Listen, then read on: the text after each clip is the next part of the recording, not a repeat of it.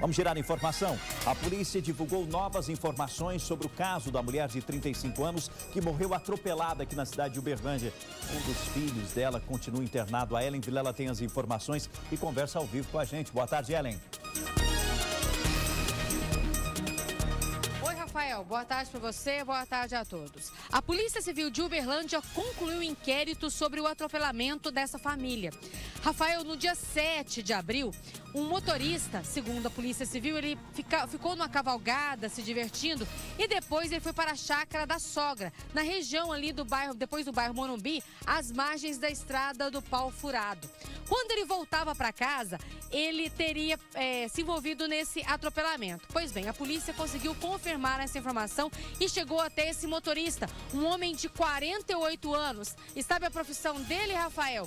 Ele é motorista profissional, carteira E. Segundo a delegada responsável pela investigação, a doutora Daniela Novaes Santana, ele não prestou socorro a essa família. A mulher de 35 anos, Diana Romão, ela morreu e o filho dela, mais novo, de 6 anos, continua internado com politraumatismo. Vamos acompanhar a coletiva.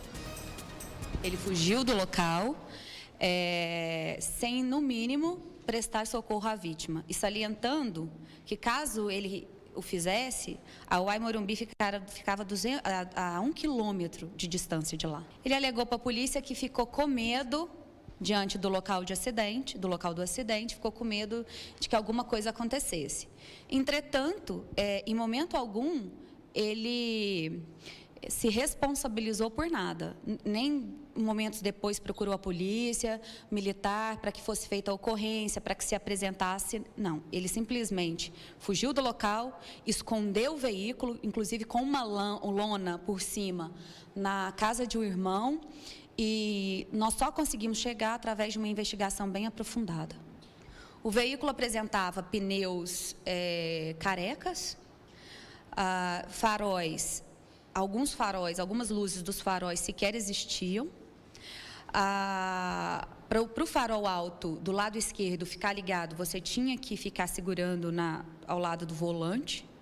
A direção estava flácida, o que prejudicava a dirigibilidade. Então, assim, são questões que todas foram analisadas para que a gente colocasse, para que a conduta dele fosse tipificada no homicídio doloso. Porque, como motorista profissional que ele era, ele tinha por obrigação saber que o veículo não tinha condição de dirigir. Rafael, com as informações da perícia, os policiais civis, eles conseguiram chegar primeiro até o carro, que estava escondido numa casa no Jardim Sucupira, no setor leste de Uberlândia. Segundo a polícia, essa casa é do irmão do motorista. Quando os policiais chegaram, esse carro estava coberto por uma lona. 3 dias depois, o motorista se apresentou com o advogado. Como ele estava fora do flagrante, ele não chegou a ser preso, mas vai responder por homicídio, poderá responder por homicídio doloso quando há intenção de matar e por 2 tentativas de homicídio. O caso já foi enviado à Justiça para que seja pedida a prisão preventiva desse motorista. Rafael, daqui a pouco, mais informações sobre a coletiva de imprensa. Agora, Ellen Vilela, até para as pessoas que estão participando com a gente, comentando, fique à vontade para comentar lá no Facebook do Balanço Geral. Ele se aproveitou espontaneamente ou a polícia que encontrou ele e ele está em liberdade, inclusive agora? Então ele está respondendo esse crime em liberdade, é isso? Rafael, a polícia chegou primeiro até o veículo.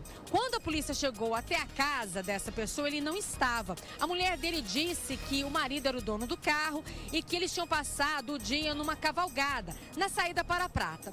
E depois dessa cavalgada, eles foram para uma chácara. Passaram o dia todo nessa chácara e à noitinha ela voltou com a irmã e ele veio no carro sozinho. A polícia acredita que os dois discutiram, por isso ela saiu da chácara primeiro sem o marido e depois ele veio atrás. Ele chegou a falar para a polícia que foi desviar de uma moto e não conseguiu desviar dessa moto e atingiu a família que ele chegou a nem ver. Agora, uma testemunha desmentiu essa informação. Disse que não tinha moto alguma na rodovia, um motorista que vinha logo atrás.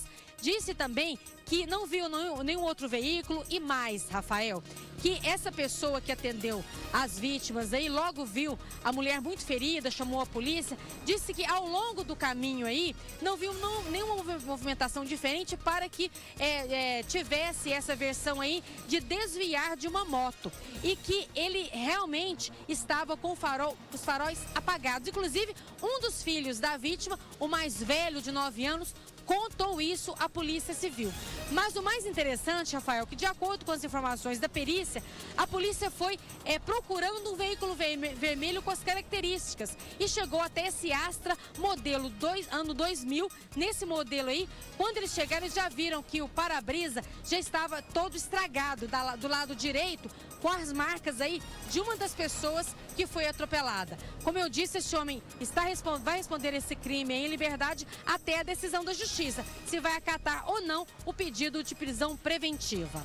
Rafael? Ellen Vilela, atenta. E você comigo no Facebook do Balanço Geral, comentando sobre esse caso. Só lembrando algumas coisas que são importantes dizer. Lembre-se, existe uma criança de 6 anos que foi atropelada e continua internada com politraumatismo. Uma situação muito delicada. A gente torce pela recuperação dessa criança. Infelizmente, a mãe de 35 anos, essa mulher que você está vendo, ela não resistiu nesse atropelamento. Lembrando, a polícia está indiciando como homicídio doloso, quando há intenção, por causa das condições do veículo. E agora, deixa eu dizer uma coisa, eu não vou chamar esse cara, esse cidadão, de motorista profissional, porque o motorista profissional, a partir do momento que se envolve em um acidente, ele, no primeiro momento, o que ele faz? Ele vai prestar socorro. O profissional de verdade, aquele que a gente respeita e que nós chamamos de profissional, ele vai respeitar as regras de trânsito, vai respeitar as leis e vai, primeiro momento, dar socorro às vítimas desse atropelamento, mas não foi o que aconteceu. No Facebook do Balanço Geral, a Gesley mandando recado, que Deus abençoe essa família. A Luciane Ribeiro também falando, mandando recado. Vamos acompanhar mais uma vez, por favor, a delegada que está investigando esse caso, ela falando sobre as condições do veículo e por isso que ela trata como um crime doloso. Acompanhe mais uma vez, olha só. O veículo apresentava pneus carecas, faróis, algumas luzes dos faróis sequer existiam. Para o farol alto do lado esquerdo ficar ligado, você tinha que ficar segurando ao lado do volante. A direção estava flácida, o que prejudicava prejudicava a dirigibilidade.